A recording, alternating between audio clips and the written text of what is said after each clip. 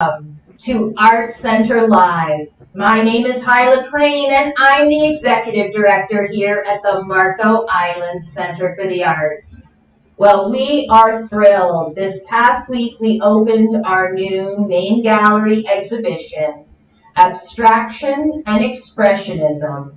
And we have a treat for you because we have one of the 4 artists whose work is displayed as part of the exhibition with us today. Nancy Norman, thank you for joining us. Hi, Hyla. Hi. Now, Nancy. Thanks for having me. Oh, well, it is our pleasure.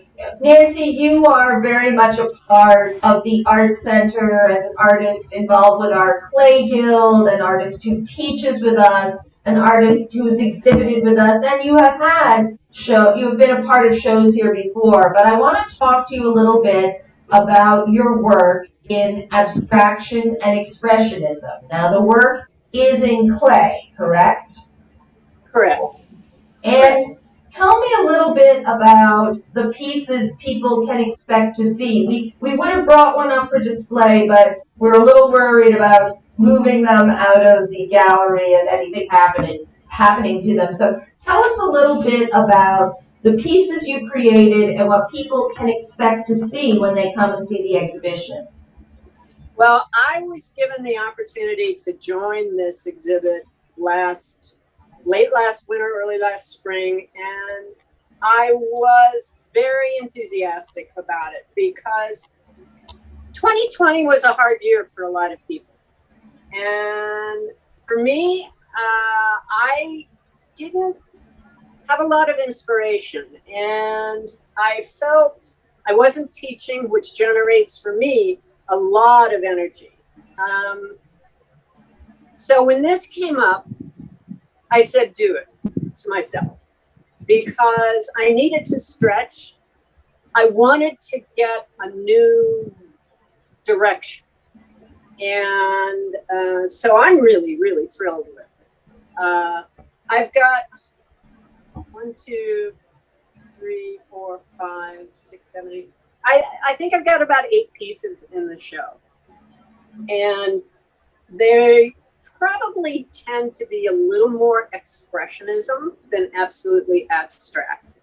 Great. But yeah, and the expressionism often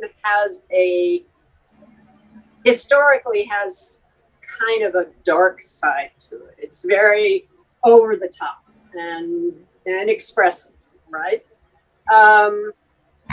I tended to do a little more calm interpretation, but clay is a little bit of its own master, so you do have to listen to it to find out what you think. I've got some pieces that look functional. I've got one piece that has got fingers all over it coming up and around. Very cool. In a bowl shape. And when I made it, it reminded me of, I can't think of the theater show, but you will, that I labeled it Feed Me. So, Little Shop of Horrors? Yes. So it looks like you need to feed it, right? And then I've got 2 very simple looking heads as you come in on the left. And I named them yin and yang. I actually was making one at the time I was making it out of one slab. And as I was cutting it, I realized I was getting 2 out of the same slab. And so I, immediately said, oh, this is going to be great. So I started playing with the tops, making one yin, one yang, and they came out really good. But some of that is the clay. Right? I know, but I think for me, the clay sometimes tells me what to do, or tells me what it won't do.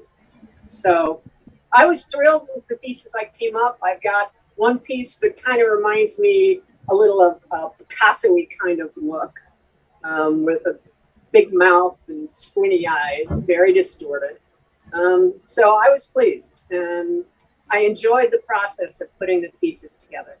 Well, they are exquisite, Nancy. I love the yin and yang faces. There is something that is very delicate and yet very compelling when you look at them. And I keep going back into the gallery to check on them every day. I do. I have to say, this is one of my favorite exhibitions. I know I say it a lot of the time, but this one really is. Now, Nancy, I'd like to learn a little bit more about you as an artist, because just in knowing you, I know that while you work a lot in clay and are involved with our Clay Guild, you do so many things and you have so many talents. How did you sort of start on your creative journey, your path as an artist? You know, I have loved art, the doing of it, since I have a snowman from first grade, and I still have it. And so I've always been doing it. I've recognized where I'm good and my limitations. And I've always followed it, even with jobs. I worked down here on Marco in the early 70s when the Mackel brothers were just getting the island going. In fact, the first time I came to Marco Island, my mom was driving and they were just building the bridge, and we came across the Goodland Swing Bridge. So that was a while. I've seen Marco really change. I worked here in the 70s at the Mackel Brothers Hotel, which is now the Marriott. And what's ironic is I used to work with a decorator, and I would do paintings to coordinate with his interior design. Okay.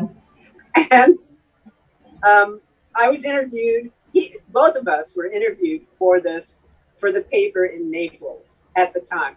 There wasn't a whole lot going on Marco at the time, so we were the hit. But I've always been involved in art. Even I've done consulting for hotels and airports and hospitals, and I always would push that kind of making things look good, paying attention to design. I've taught art. What else? So, you know, it's just I've always tried to incorporate it somehow. In terms of training or education, is this something that you trained to do? Is this what your education is? What I studied art at a small regional college. I went to Rollins College. Now they don't have a big art department, but I studied art there. I was going to say, it's bigger now. My daughter went to Rollins. It's a beautiful school. I didn't know that you went. Oh, yeah.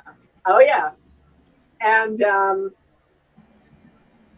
I went to John Heron Art Institute in Indianapolis, where I grew up. Took some classes at IU in Bloomington. Studied at San Miguel de Allende in San Miguel, Mexico. And then, you know, classes here and there, which I think all artists do to keep themselves, if they're doing other things, to keep themselves involved, they'll often take a class. Just because a group of people, it's why I like to teach, generate that energy. And so that's really good. But I actually went to grad school. I've got a business degree from Cornell. So how that came about, I used to work at the hotel here, so that did it. I ran my own business for 25 years of art walls, which was faux finishes and murals. Oh, okay. I've done a little mural. Yeah, I've done a little mural work down here, but not much. The ladders have gotten beyond me. So that's kind of why I was painting, and I've been a painter for years, but it's kind of how I picked up pottery. The clay studio there at the center is fabulous. In fact, I know several years ago I was talking to someone that moved here, and they moved here because there was the play studio, the art center and the play studio. So you never know why people come. But yeah, I've always had art in my back. I will say, with regard to the clay studio, Nancy, and when I got here, that's almost 8 years ago now, there were probably 15 artists working, and at this point, as much as housing may have exploded exponentially, those who work in clay exploded exponentially here at the Marco Island Center for the Arts, and there is an incredible group of, I would say, almost 80 people who are all working in that studio, and we know we need to get some more space for everybody, because we know it's getting a little tight in there, but some of the work is exquisite. And you know, I've really seen people who 5 years ago may have been a student just starting with a beginner class, who now are working at very high levels, fabulous pieces, selling their work, have their own, you know, websites, have created studios at their home. It's really remarkable. It is one of the most active, robust parts of life here at Marco Island Center for the Arts. Yeah, now, Nancy, I agree.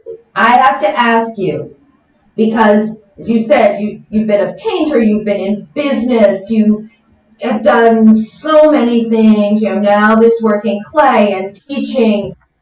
Who or what has been a major influence on you as an artist? Believe it or not, when I first started studying art, not just doing because I enjoyed it, one of the artists that I looked at was Hans Hofmann, who's an abstract expressionist. And he talked about color theory and movement in a two-dimensional space with color. And his theory was called push-pull. Okay. And so you could get things to really move through placement and color. Okay. And I thought that was wonderful, because it took me out of the realism and gave me principles. Well, that must have been very exciting. I mean, there's a lot of creative freedom that you were able to get. Yeah. So that probably was the biggest influence. But, you know, when I was growing up, the 60s, 70s, the art world exploded. So you were talking Andy Warhol, and everybody was going to have their 15 minutes of fame. Here I am. And so that was, you know, you were surrounded by the arts at that point, at least the physical arts, and music and writing and everything else. So, theater and dance and film. Yeah. I mean, we look at art through a myriad of lenses, and here at the Art Center, we want to be able to touch on it all. Well, Nancy, I want to thank you for joining us today. As I said, your work downstairs in the gallery is just exquisite, and I encourage all my friends out there to take the time, come on down to the Marco Island Center for the Arts and check out the Abstraction and Expressionism exhibition. It'll be with us close to Thanksgiving. It's a 2-month exhibition with us, so you've got an exciting exhibit. It is so dynamic. I walk in every day and I see something different. I literally was breathless when it was being hung, so excited by it, and I want to make sure that everybody else gets to share that experience with us. A few other things coming up here this week. This Thursday, October 21st, Gulf Shore Opera will be coming with its Divas in Duets, a wonderful evening of operatic light opera performances. So please, if you haven't purchased a ticket, you can do so, very reasonably priced. Give us a call, 239-394-4221, or go on our website, www.marcoislandart.org and get your tickets to enjoy that evening with Gulf Shore Opera and the two lovely singers who will be here with us. Additionally, one of our artists, another artist from this exhibition, is going to be doing live performance art with us on October 28th.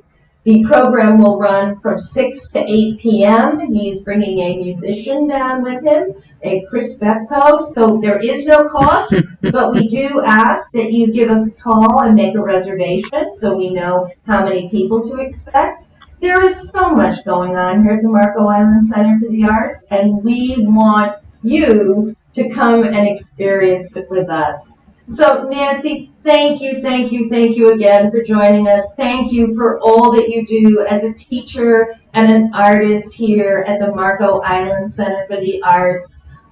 As you know, you are an important part of our art family, as are all of you out there with us, because once you walk over our threshold, you become a part of our art family.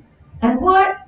Every day, in every way, we are working to be your art home. My friends, every day this week at 4 o'clock, we will be interviewing another artist from this exhibition. So Tuesday, Wednesday, Thursday, come on back and join us and see what the other artists have to say. Take care, everybody. Bye-bye. Bye, Hyla. Bye, Nancy.